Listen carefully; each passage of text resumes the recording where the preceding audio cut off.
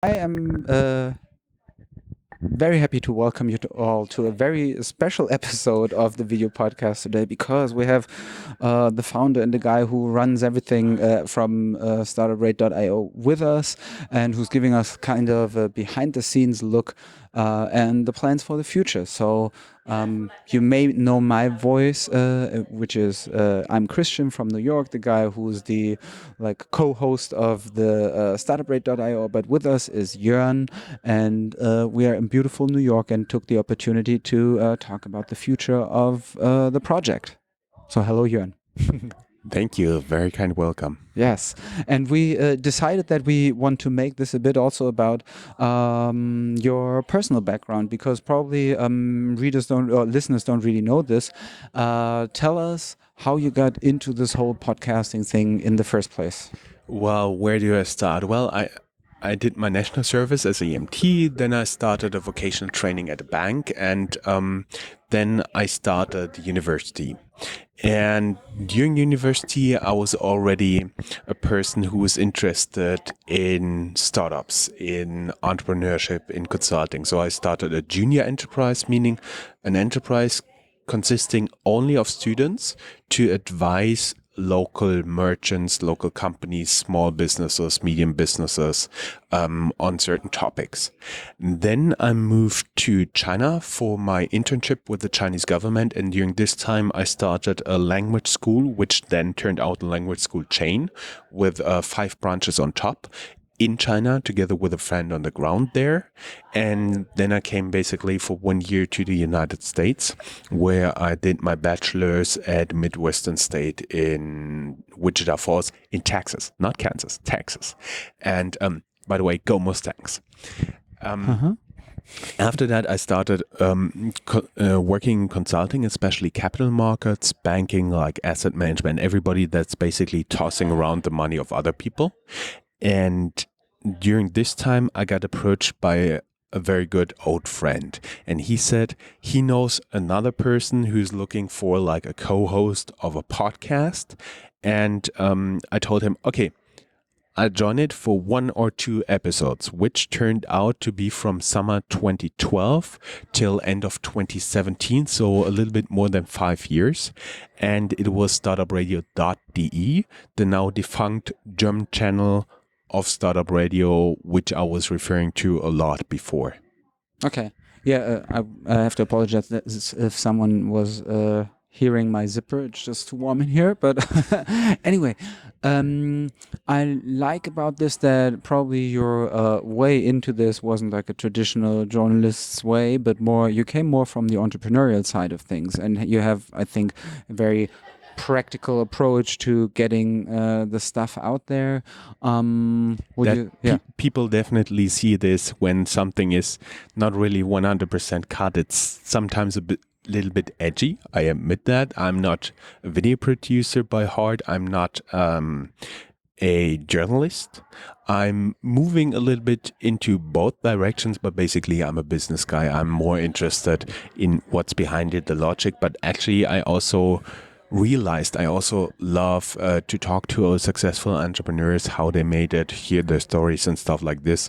Right now I'm doing a little bit shorter interviews, but basically I like to do more the interviews like I did, for example, with Luca from Get Penta. We've been talking online for like 2 hours, and then I cut it down to 2 interviews, maybe an hour in total. That's something I really like, just to hear everything the people want to talk about and do a little bit more extensive stuff in depth, like our fintech review with Paolo, where I realized it goes 45 minutes. It's just audio, but people stay on it on YouTube for like 30 minutes because they're interested in what we're talking about. And of course, they love Paolo's Italian accent.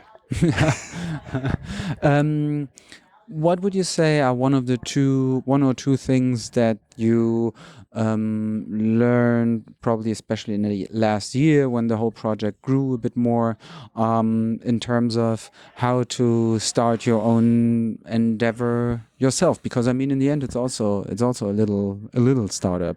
So, what were two things that you probably underestimated before and now are like a key takeaway from the last 12 months? Well, for audio and video, just one key takeaway: audio and video, it's very tough to do it yourself. Everybody says, yeah, it's easy, it's like this and that and that, but it isn't. You always have problems. Like, for example, interview partners. We have like new microphones, but they shake it, you hear it, they turn it off, and you have to redo stuff.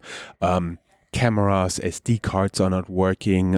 I had, for example, once when I was doing sponsored interviews, just my complete old camcorder, it completely burned out. So basically, there are chips that are completely burned. So I could not rescue even some of the material that was on there. So the video and audio recording is hard.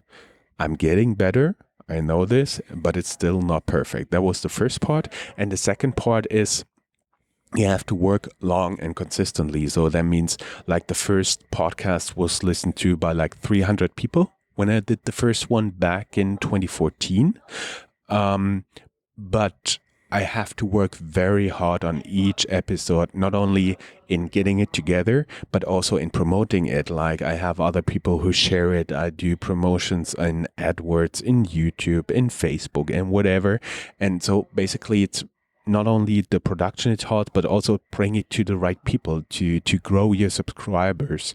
Admittedly, I've been more or less successful. Just last year, we had like a growth rate of visitors and subscribers to our audio only podcast of like beyond 360%, which I was very happy with, but there's still a lot of upside potential. So, meaning the production of all the stuff is hard, but also afterwards, the marketing. And I'm learning more and more effective ways to actually do it, but it's still far away from easy. It's not like you buy a camera, you buy a microphone, you put it on, you do 2 videos and you have millions of subscribers. That's not how it works, especially since I'm in a little bit special position. You see, I explain to most people, if you have YouTube, and on the one extreme, there's like, she's famous in Germany, Bibi's Beauty Palace. It's like a lady who gives makeup advice to girls. And on the other side of the extreme, there's Bloomberg. I will be more like Bloomberg. So that means I'll never get like the millions of views per YouTube interview, but I have different people. I have special people. I have like a special interest group who is interested in VC and entrepreneurship, in startups and technology and stuff like that.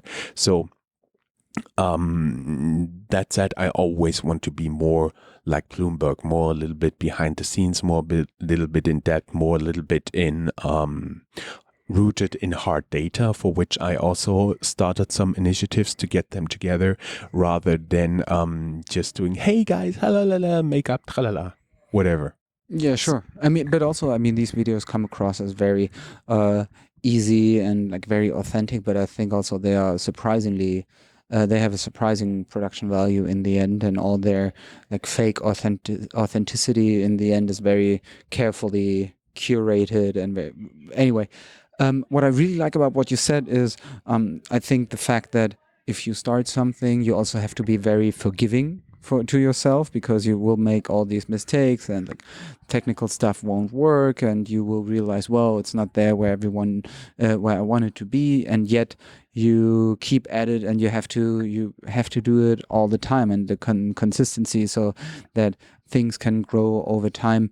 And I think here, just to give a little background where we are at the City University of New York, where they also have like an entrepreneurship class for journalism. And one of the key facts there is that the people learn to just put themselves out there and put their products out there, and it will find its audience. And if you write a newsletter and one day the next day you will, the next time around, you will catch more typos than you did this time around, and it will grow from like 100 to 150 people to 200 people. But do you think when you talk to entrepreneurs that a lot of them are very realistic about what it takes to get into the business, or do you think that still so many people think about building the next super big thing?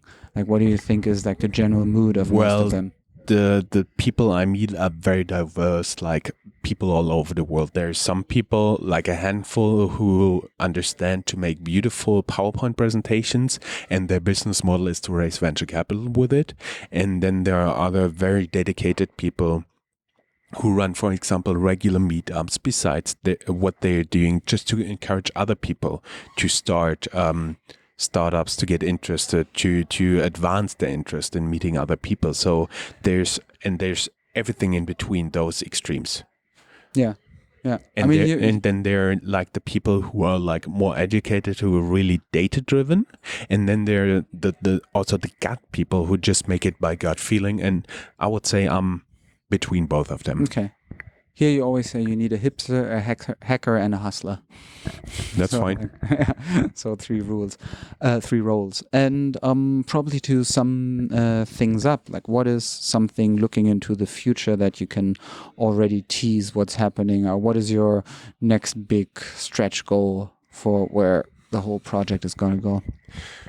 That's a tough question. So, of course, I'm looking for more sponsors, because with sponsors, I can do stuff like this here, getting for 1 week to New York, doing like 10, 12 interviews in 1 week. And guys, I can tell you with the jet lag, it's no fun. It's not the entertainment value that I bring across. It's tough work. It's like getting into overcrowded subways during rush hour with all your luggage, and you see I have like a tripod, I have like camera backpack, I have additional bags and all this stuff, and I can tell you a secret: you don't make friends with that in the New York rush hour in the subway. Take off the backpack, people, when you're in the New York subway. That's our takeaway. That's all the questions I got. Not only that, I'm looking for a little bit more sponsors to participate more in events, and some people are still in the meetup group where we had live events. I want to start doing them again, like live interviews, live panels. But right now I'm a little bit more into moving more into video and keeping the audio content alive, and then thinking about, when I have like a stable plan, how I continue the production of video interviews and audio interviews, and then see how my time schedule looks, and then doing some additional live events. Well, I can tell that there will be a cool Christmas bloopers episode. There will be much more interviews coming, as well as some hard data from the Rhine-Main area with another project I'm doing. And I can tell that there will be more regular startup news, and that there will be, of course, the annual FinTech review again this year. And look for more publication towards the fall. So that means there'll be from Thanksgiving till like New Year's Eve, there will be a lot of material coming online. That was the first time someone this year was talking to me about Christmas, and which is also kind of intimidating. But I think it's also a good way to end things. And let's get some presents. Great. Thank you. Bye-bye. Thank you.